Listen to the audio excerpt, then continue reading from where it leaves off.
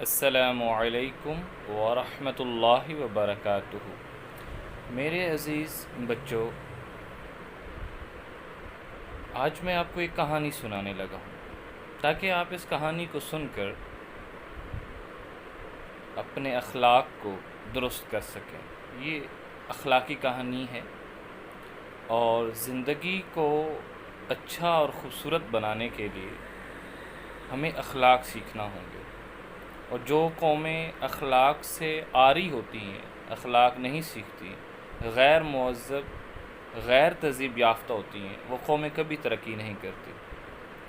اور اخلاق ہی تھا کہ جو رسول اللہ صلی اللہ علیہ وآلہ وسلم کی نبوت کی دلیل بنا، کہ آپ نے کوئی صفحہ پر کھڑے ہو کر یہی کہا تھا کہ کیا لوگوں تم نے مجھے کبھی جھوٹا سمجھا، کبھی جھوٹ بولتے ہوئے دیکھا، کبھی میں نے کچھ گالی گلوچ کیا، کبھی کسی کے ساتھ برا کیا؟ تو تمام کفار نے یہی کہا تھا کہ نہیں، ہرگز نہیں۔ تو پھر آپ نے کہا کہ اگر یہ سچ ہے تو پھر یہ بھی سمجھو کہ میں اللہ کا آخری نبی ہوں، ٹھیک ہے؟ اور وہ پوری زندگی حضور کی ذات سے وہ قطعاً یہ نہیں تھے کہ حضور جھوٹے ہیں، غلط ہیں، اور نہ ہی وہ خدا کے منکر تھے کہ بھئی خدا نہیں ہوتا، بلکہ وہ بیٹا قرآن کے منکر تھے۔ قرآن اصول ہے، زندگی گزارنے کے کچھ ضوابط ہیں کہ جو قوم جو ہے اس قوم نے وہ قبول نہ کیا، اور پھر کیا ہوا کہ وہ ذلیل اور خوار ہوئے اور بدر میں وہ مارے گئے۔ اور جن لوگوں نے اس چیز کو قبول کیا، قرآن کو مانا، تو وہ آپ حضرت عمر فاروق کو دیکھ لیں، حضرت ابوبکر صدیق کو دیکھ لیں، عثمان غنی، علی رضی اللہ تعالیٰ عنہ، اور صحابہ کرام۔ تو آج میں آپ کو صحابہ کرام کی زندگی سے ہی متعلق ایک اخلاقی کہانی سناتا ہوں تاکہ آپ اپنے اخلاق کو اچھا کر سکیں اور زندگی کو خوبصورت بنا سکیں۔ تو پیارے بچوں، صحابہ رسول صلی اللہ علیہ وآلہ وسلم روشن ستاروں کی مانند ہیں۔ انہوں نے رسول خدا صلی اللہ علیہ وآلہ وسلم سے نور حاصل کیا اور اس نور کو تمام دنیا میں پھیلا دیا۔ صحابہ کرام سنت نبوی صلی اللہ علیہ وآلہ وسلم اور اسوہ رسول صلی اللہ علیہ وآلہ وسلم کے امین تھے، اس کے امانت دار تھے، تاکہ وہ انہوں نے پہنچانا ہی پہنچانا تھا، کیونکہ وہ امین تھے۔ امین کون ہوتا ہے؟ جس کے پاس امانت رکھی جائے، اور انہیں رسول اللہ صلی اللہ علیہ وسلم کی امانت دی گئی تھی، دین، اور دین کو انہوں نے آگے پھیلانا تھا۔ عظمت کے ان میناروں میں ابو موسیٰ اشعری رضی اللہ تعالیٰ عنہ کے بارے میں ایمان افروز آپ کو ایک واقعہ سناتا ہوں۔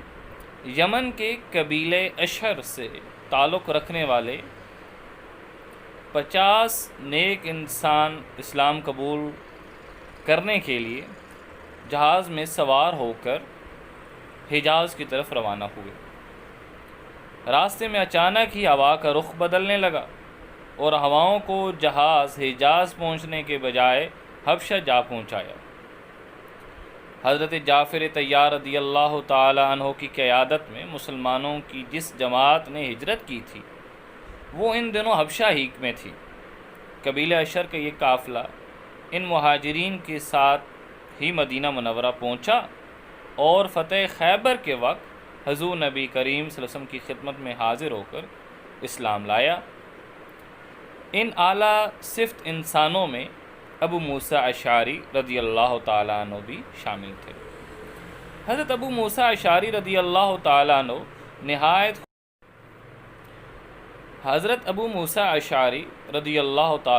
نہایت خوش آواز انسان تھے۔ وہ بہت اعلیٰ آواز میں قرآن پاک کی تلاوت کیا کرتے تھے۔ ایک رات رسول مقبول صلی اللہ علیہ وآلہ وسلم اور ام المومنین حضرت عائشہ رضی اللہ تعالی عنہا کہیں تشریف لے جا رہے تھے۔ راستے میں ابو موسیٰ اشعری رضی اللہ تعالیٰ عنہ کا گھر آتا ہے۔ وہ اس وقت اپنے گھر میں تلاوت کر رہے تھے۔ حضور پاک صلی اللہ علیہ وآلہ وسلم نے فرمایا کہ ابو موسیٰ اشعری، کیونکہ یہ قبیلہ اشر سے تھے رضی اللہ تعالیٰ عنہ، کو آل داود کی خوش الحانی عطا ہوئی ہے، یعنی کہ آپ صلی اللہ علیہ وسلم نے ابو موسیٰ اشعری کو سنا اور سن کے کہا کہ اللہ نے تو ابو موسیٰ اشعری کے گلے میں حضرت داود علیہ السلام کا سر رکھ دیا، جیسے حضرت داود علیہ السلام قرآن پاک کی تلاوت کیا کرتے تھے، بالکل ابو موسیٰ اشعری ایسے تلاوت کرتے ہیں۔ حضور نبی کریم صلی اللہ علیہ وآلہ وسلم نے جب اسلام کی تبلیغ کے لیے حضرت معاذ بن جبل کو یمن کی طرف روانہ کیا تو حضرت ابو موسیٰ اشعری رضی اللہ تعالیٰ عنہ کو بھی ان کے ساتھ بھیجا کہ جو لوگ اسلام قبول کریں ابو موسیٰ اشعری رضی اللہ تعالیٰ عنہ انہیں قرآن پاک کی تعلیم دیں۔ آپ صلی اللہ علیہ وآلہ وسلم ہادی برحق نے انہیں تعلیم قرآن کا جو فریضہ سونپا، انہوں نے اسے زندگی بھر اپنا وظیفہ بنائے رکھا، حتیٰ کہ جب خلیفہ ثانی حضرت عمر فاروق رضی اللہ تعالیٰ عنہ نے انہیں بصرے کا گورنر مقرر کیا تھا تو بھی ان کا یہ حال تھا کہ شہر کی مسجدوں میں گھوم گھوم کر قرآن کی تعلیم دیتے تھے۔ ایک مرتبہ آپ نے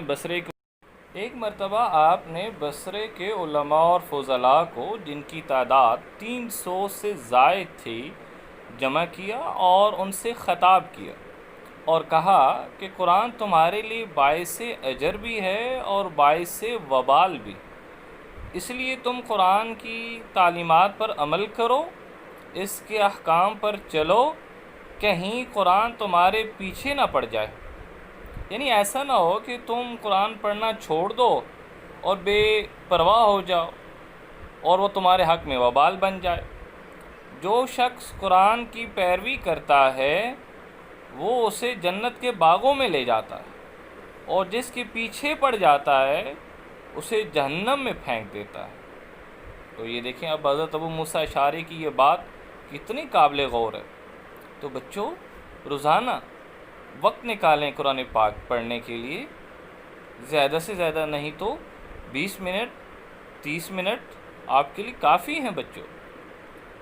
حضرت ابو موسیٰ اشعری قرآن پاک پڑھانے کے ساتھ ساتھ، یعنی اور آپ کے کیا کام تھے، تو پڑھانے کے ساتھ ساتھ ان کی تفسیر، ان کے معنی اور مطالب کی تعلیم بھی دیتے تھے۔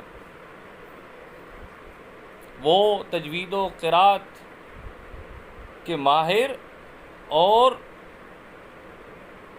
ایک اچھے اور بہترین قاری تھے، اور جب قرآن پاک کی تلاوت کرتے تو سماع باندھ دیتے، ہزاروں کا ہجوم ہوتا، لوگ دور دور سے انہیں سننے کے لیے آتے تھے، ان کی زندگی سے فیض حاصل کرنا چاہتے تھے، کیونکہ آپ کی حیات، آپ کی زندگی بھی ایک شاہد اور ایک اعمال صالحہ کا مجموعہ تھی۔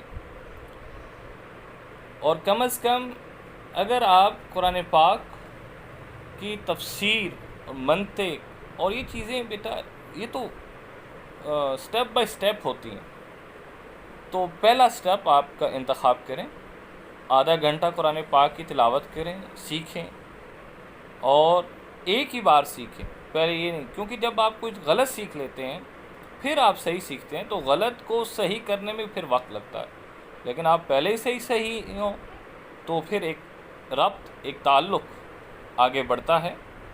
اللہ تعالیٰ سے دعا ہے کہ اللہ تعالیٰ آپ کے اندر اس کہانی کو سمجھ کر اخلاق، اور یہ ایک اخلاقی ہے کہ آپ جب قرآن پڑھیں گے تو آپ کے اندر اللہ رب العزت کی طرف سے ایک فیض اور ایک فضل آپ کے ساتھ ہوگا، آپ کے ہر کام میں آسانی ہوگی۔ شکریہ بچوں، اللہ حافظ۔ اگلی کہانی کے لیے انتظار کیجیے۔ اللہ حافظ۔